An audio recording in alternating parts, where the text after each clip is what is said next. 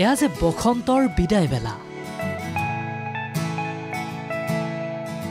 বিদায় বেলাত বসন্তই প্ৰকৃতিৰ বুকুত সিঁচি দিছে অপৰূপ লাৱণ্য। দেখিলে মন জোৰ পৰি যোৱা, মন ভাল লাগি যোৱা প্ৰকৃতিৰ কেইটামান দৃশ্য, যি দৃশ্য দেখিয়েই বাৰে বাৰে প্ৰকৃতিৰ প্ৰেমত পৰে মানুহে। আকাশত জুই বৰষাই ফুলিছে কৃষ্ণচূড়া,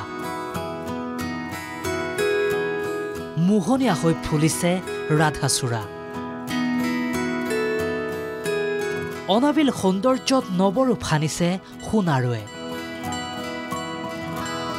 প্ৰকৃতিৰ অন্যতম ৰম্যভূমি স্বৰূপ এয়া কাজিৰঙাৰ পৰিৱেশ। কাজিৰঙাৰ এয়া দুপৰৰ ৰদালিৰ ৰঙৰ ছবি। কৃষ্ণচূড়া ৰাধাচূড়া এজাৰ সোণাৰুৱে আৱৰিছে ঘাইপথ। তেজৰঙা কৃষ্ণচূড়াৰ আচ্ছাদনৰ সমান্তৰালকৈ সোণাৰুৰো হালধীয়া হাঁহি। আকাশমাৰ্গৰ পৰা লোৱা এই ছবিয়ে নিশ্চয়কৈ আপোনাকো থমকাইছে, অথবা আপুনিও জুমি চাইছে। হেঙুলীয়া আবেলিৰে সোণাপুৰত এয়া ৰঙীন ফুলৰ এখন ৰঙীন দলিচা।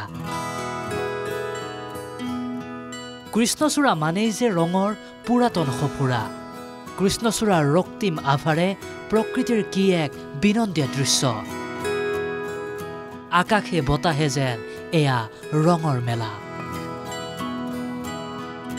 ৰাঙলী কৃষ্ণচূড়াৰ ৰূপত মুগ্ধ শুকুলা ডাৱৰ, বিমুগ্ধ বাটৰুৱা।